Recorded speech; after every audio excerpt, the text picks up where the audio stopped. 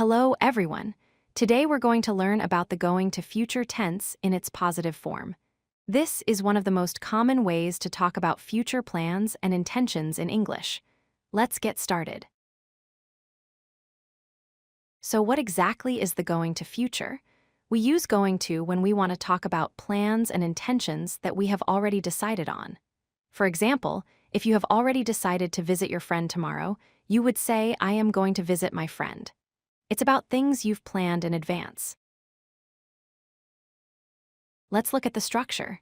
To form the going to future, we need 4 parts. First, the subject. Then we add am, is, or are depending on the subject. Next comes going to. And finally, the base form of the verb. Subject plus am, is, or are plus going to plus verb. This is the formula we'll use every time. Let's see some examples with I and you. I am going to visit my grandmother. You are going to study tonight. I am going to cook dinner. Notice that with I, we use am, and with you, we use are. The verb always stays in its base form, visit, study, cook. Now let's look at he, she, and it. He is going to help his friend. She is going to travel to Paris. It is going to rain tomorrow. With he, she, and it, we always use is. Remember, the verb still stays in its base form, help, travel, rain. Finally, let's check examples with we, you, and they. We are going to watch a movie. You are going to win the game. They are going to move to London.